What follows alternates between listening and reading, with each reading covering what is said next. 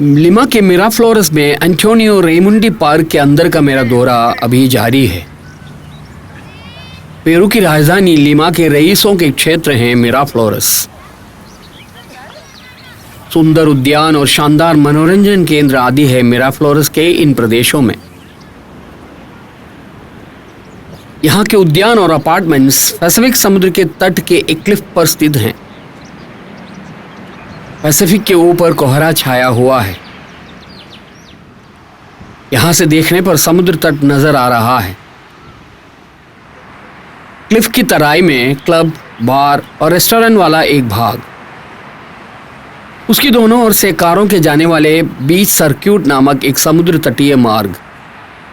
कहीं कहीं बीच सर्क्यूट इस प्रकार दो पंक्तियों में बटे होते हैं। तट पर के दो स्तरों में वे इस प्रकार आगे की ओर जा रहे हैं। यहाँ खड़े रहने पर दिखने वाला एक नज़ारा यह है, क्लिफ से रवाना होकर एक उड़ान भरकर वापस वहीं जाकर उतरने वाले पैराग्लाइडर्स। यह इस प्रदेश के एक प्रमुख साहसिक मनोरंजन है। उड़ने वाला प्रदेश पारापोर्ट नाम से जाना जाता है। ये टैंडम फ्लाइंग है। उड़ने वाले व्यक्ति के साथ एक और बंदा भी होता है। यहाँ से देखने पर ऐसा लगता है कि वह अलक्ष्य होकर इमारतों के या पेड़ों के बीच में जाकर उतरेगा, लेकिन वह सुरक्षित तरीके से उसके लिए सुनिश्चित किए गए स्थल पर जाकर ही उतरता है। एंटोनियो रेमुंडी उद्यान से होकर मैं थोड़ी देर और चलता रहा। इस तरह के अनेकों उद्यान हैं इस क्लिफ के ऊपर। लोगों की व्यायाम करने की सुविधाएं भी यहाँ मुहैया करा रखी हैं। सामने एक द्वीप स्तंभ नजर आ रहा है। वह मिराफ्लोरेस लाइट हाउस है। पेरू के सबसे प्रसिद्ध लाइट हाउस यही है। उसका निर्माण लोहे से किया गया है। उसकी ऊंचाई 22 मीटर है। इसकी खासियत यह है कि वह पेरू में सबसे अधिक लोगों के द्वारा दौरा करके कैमरे में कैद किए जाने वाला लाइट हाउस है। इसे यहाँ 1973 में स्थापित किया गया था। 1900 में निर्मित एक अन्य लाइट हाउस यहाँ क्लिफ की दूसरी तरफ हुआ करता था। उसके बदले में 73 में और अधिक सहूलियत वाले इस लाइट हाउस का निर्माण हुआ था। उद्यान और उसके समीप के प्रदेशों को बहुत खूबसूरती से संरक्षित कर रखा है। पिछले दिनों एंटीज पर्वतीय क्षेत्र में दिखे जैसे दरिद्रता के नज़ारे यहाँ नहीं हैं।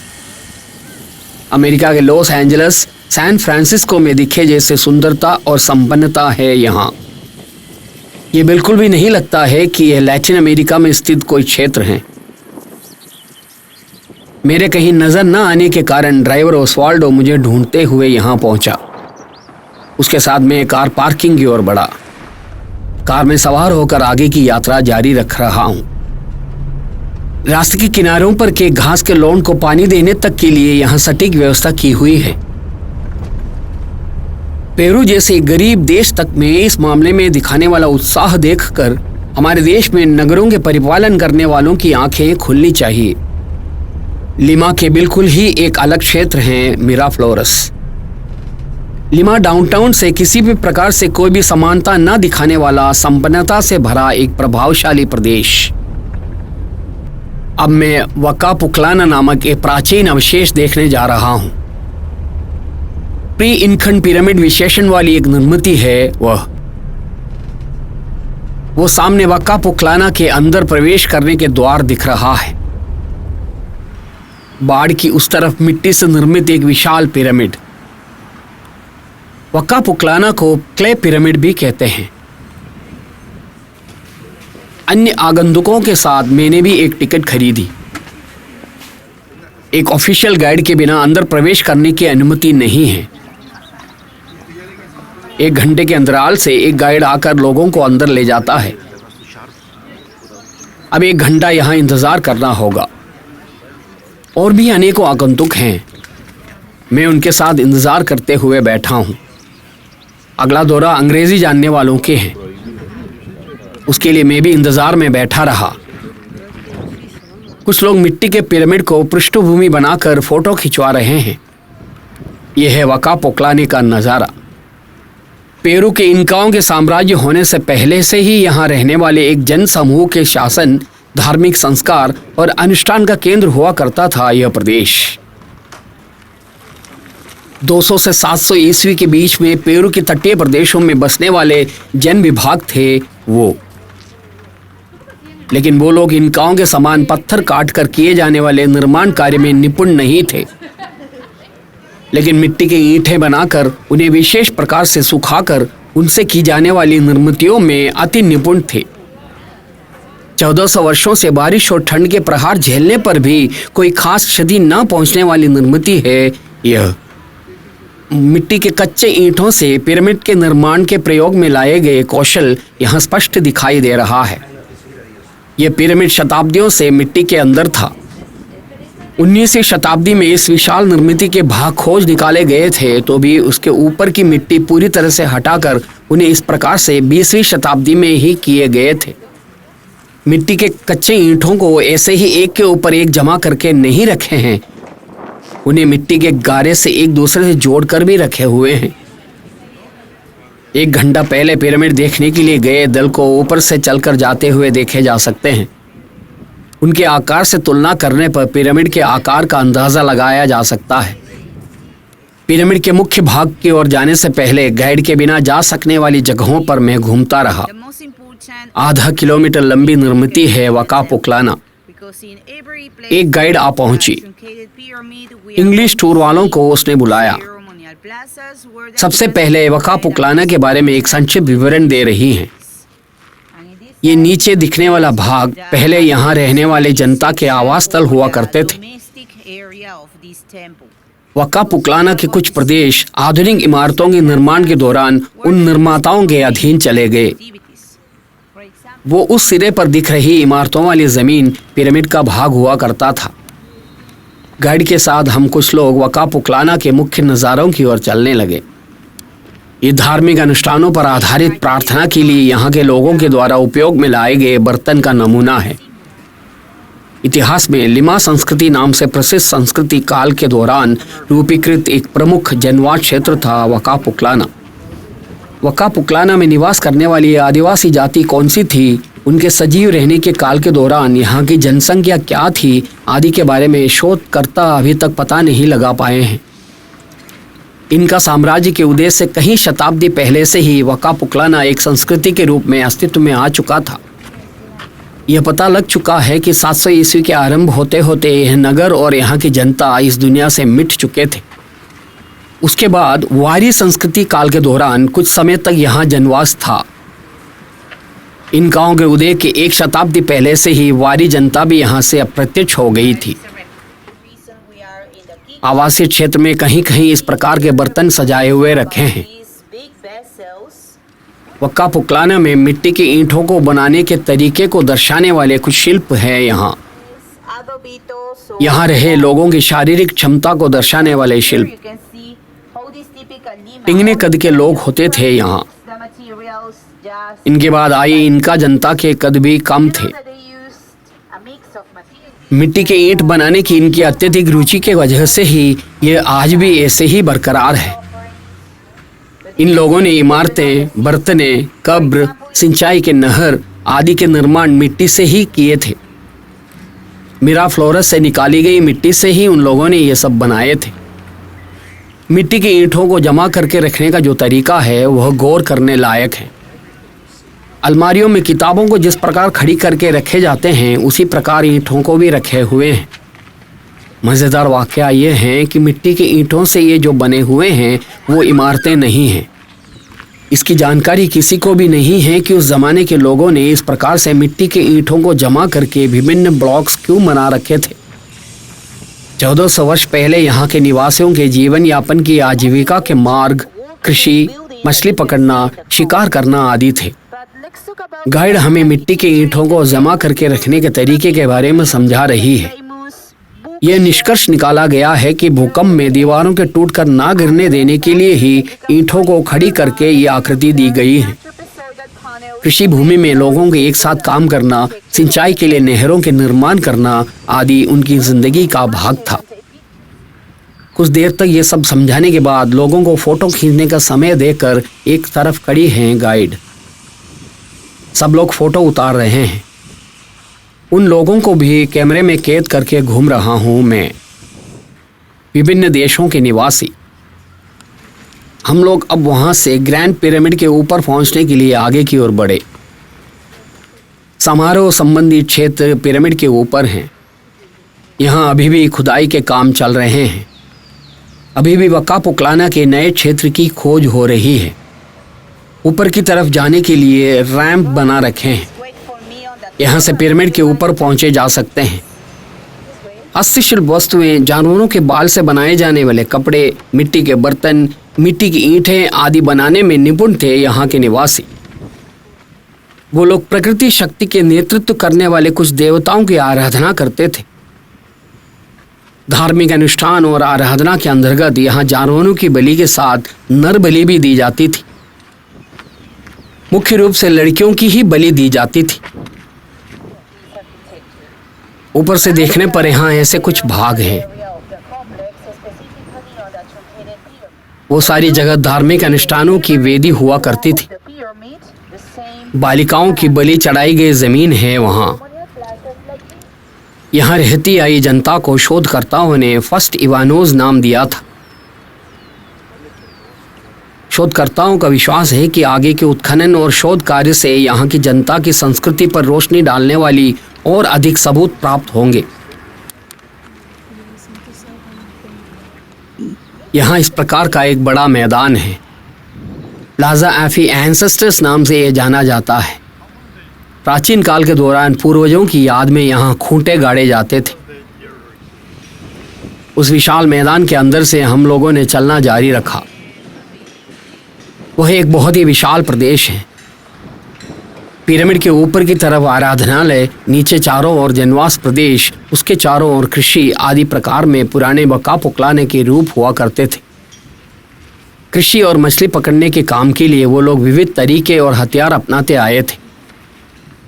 वक्का पुक्लाना से संबंधित शोधकर्ताओं की खोज के नतीजे बहुत ही मजेदार हैं। यहाँ एक अच्छी शासन प्रणाली हुआ करती थी।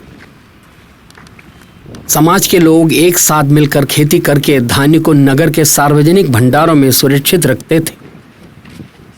प्रमुख विषयों पर चर्चा करने के लिए सार्वजनिक मीटिंगें भी होती थी। सार्वजनिक मीटिंग के लिए विशेष स्थल नगर के प्रमुख प्रदेशों में होते थे। कुछ शोधकर्ताओं के अनुसार इस नगर में गुलाम हुआ करते थे, तो भी उससे संबंधित कोई ठोस सबूत नहीं मिले हैं। लिमा संस्कृति के नाश का कारण बनी वारी संस्कृति काल के दौरान के खंबे हैं ये। लाश को दफनाने की रीति यहाँ यह हुआ करती थी।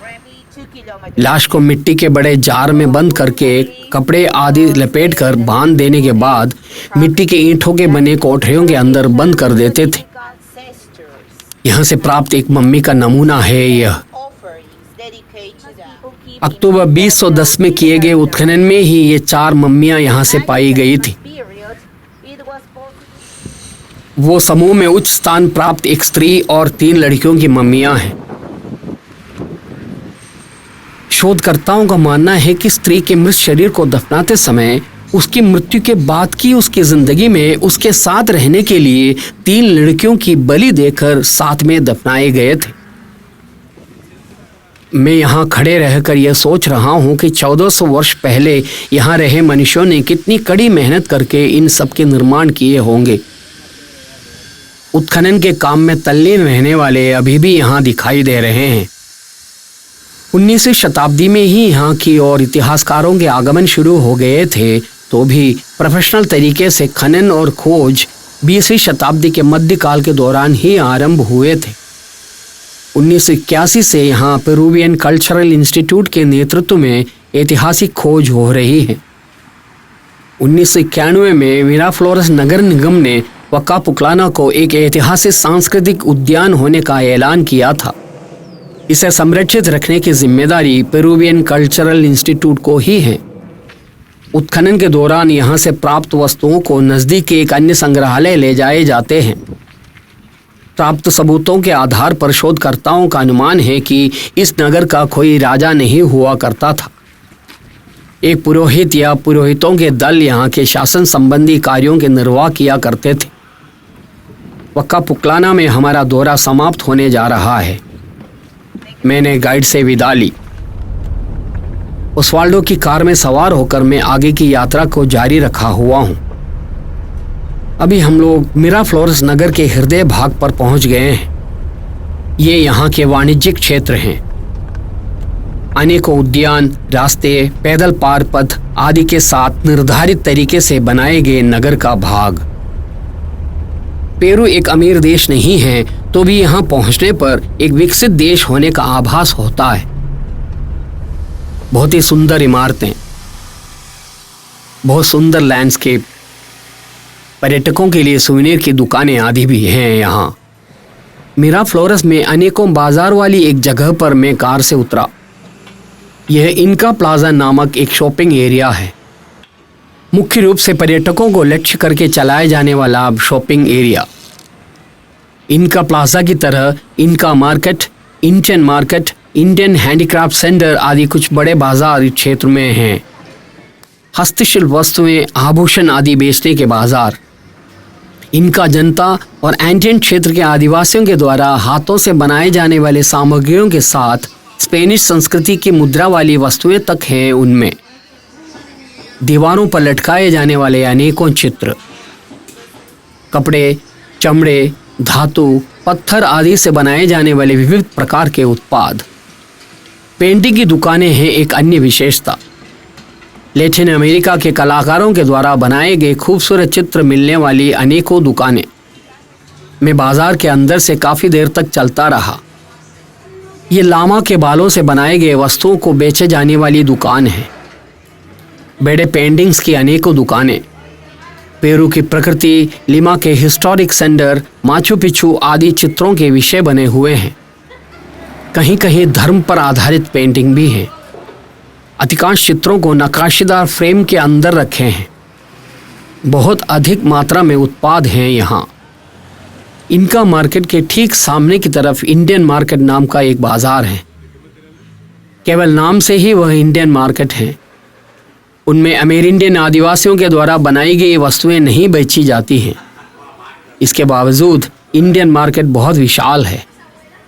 कुछ अधिक दुकानें, उनके बीच में लोगों की आराम करने की जगह, भक्ति से संबंधित उत्पाद यहाँ भी हैं। हस्तशिल्प वस्तुएं, वस्त्र, आभूषण, बैग आदि। एक मोटी रकम के साथ यहाँ आए तो खरीदारी को एक त्योहार स्वरूप मनाए जा सकते हैं। प्रत्येक उत्पाद के दाम यहाँ कुछ अधिक हैं। बाजार के अंदर से काफी देर तक चलते रहने के बाद भी दुकानों के नज़ारे खत्म नहीं हो रहे हैं। एक घर को खूबसूरती से सजाना हो तो यहाँ आने पर काम बन जाएगा। जो चाहिए वह मिल जाएगा। स्पेनिश स्पर्श वाले चित्र, आराधना सामग्रियाँ आदि भी हैं यहाँ। विभिन्न आकार और शैली की पेंटिंग। अधिकतर दुकानों में एक ही प्रकार के सामान रखे हुए हैं। आदिवासी परंपरा वाली वस्तुओं को एक तरफ सजा रखें। विभिन्न प्रकार के शिल्प और मास्क। मिराफ्लोरेस को एक बड़े पर्यटक क्षेत्र बनाने से संबंधित ही यहाँ बाजारों के एक समुच्चय बनाया गया है। ये समुच्चय सामान्यतः आर्टिसंस मार्केट ऑफ मिराफ्लोरेस नाम से जाना जाता है। नगर के पेटिट फ्लोरेस, रखोड और फाल्बा आदि एवेन्यू के बगल में स्थित हैं ये बाजार। यह इनका मार्केट का प्रवेश द्वार है। महंगी पेंटिंग सहित अनेकों प्रकार के उत्पाद बेचने की दुकानें हैं वहां से आगे की यात्रा जारी रखते समय दाईं तरफ विशाल सुपरमार्केट नजर आ रहे हैं। वो मिराफ्लोरेस के रईसों के शॉपिंग सेंटर है। ये इंडियन हैंडीक्राफ्ट सेंटर दिख रहा है। ये सारी जगह मिराफ्लोरेस के वाणिज्यिक क्षेत्र हैं। उत्कृष्ट बुनियादी ढांचे वाले क्षेत्र। 16वीं शताब्दी में स्पेन निवासियों के द्वारा आवास बनाए गए क्षेत्र हैं मिराफ्लोरेस। 18वीं शताब्दी पहुंचते पहुंचते ये प्रदेश अमीरों के आवास स्थल बन गए। 19वीं शताब्दी में चिली और पेरू के बीच हुए पैसिफिक युद्ध के दौरान ये प्रदेश रणभूमि बन गया था। इतिहास में बैटल ऑफ मिराफ्लोरेस नाम से दर्ज किए गए भीषण युद्ध की भूमि। युद्ध में नगर जलने लगे थे। 20वीं शताब्दी में मिराफ्लोरेस लिमा के वाणिज्य का क्षेत्र बन गया था। अभी केवल रईसों के द्वारा ही अपना बनाए जा सकने वाले फ्लैट्स और अपार्टमेंट्स हैं यहाँ। मैं वापस पैसिफिक के किनारे की ओर की यात्रा पर हूँ। मिराफ्लोरेस की और अधिक सुंदर नज़ारे वहाँ अभी बाकी है।